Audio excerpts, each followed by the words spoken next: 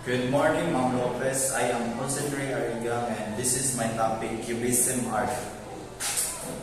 Cubism was a revolutionary new approach to representing reality invented in around 1907 to 1908 by artists Pablo Picasso and George Braque. They brought different views of subjects together in the same picture, resulting in paintings that appear fragmented and abstracted. When we say about fragmented, it is the disorganized or disunified way of the art. So the traits of Cubism.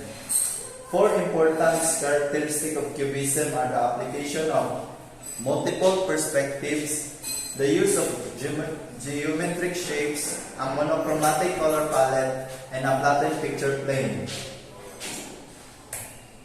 So this is the example of multiple perspectives.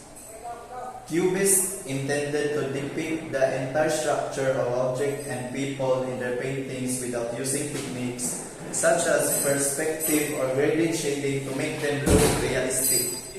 So kanya examples ng multiple perspectives. This image below depicts Juan's girls' houses in Paris, where the structure seems to be visible from multiple angles at once. The result is a house that appears distorted yet still recognizable as a house. So mura siya na-distort nga house pero maihan gyapon siya nimo nga house yung forma buildings.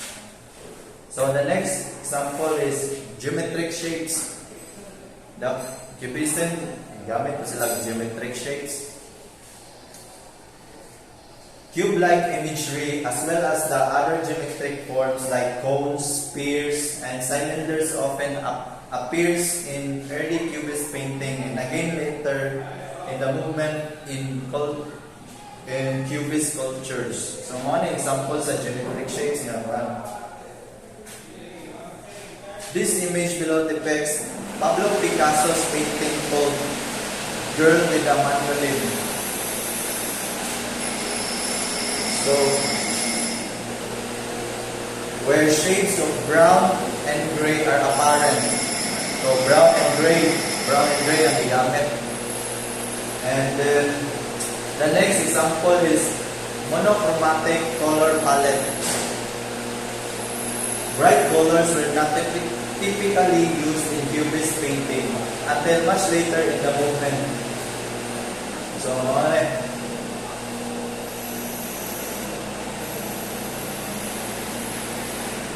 the image below depicts George Braque painting called Still Life, Violin and Candlestick, where shades of brown and gray are apparent. So, brown and gray may one gamit apparent now.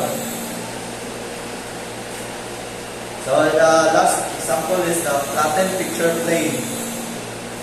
The picture plane is commonly known as the surface of the canvas. So muna yung example. The bowl of this image below depicts the Pablo Picasso's painting called Bowl of Fruit, Violin and Bottle. So na violin, bottle, which at first glance shows multiple pieces of different objects that seem almost unrecognizable. Murag di may lang, violin, pero as you look closer, may that's the example, the four example of Cubism. So the categories of Cubism. Cubism can be seen to have developed in two distinct phases: the initial Cubism and the synthetic Cubism.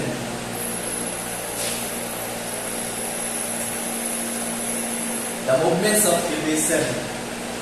Cubism is an artistic movement created by Pablo Picasso and George Braque, which employs geometric shapes in depictions of humans and other forms. So the timeline of Cubism is early 20th century. In the 1907 and the 1914. So that's all. Thank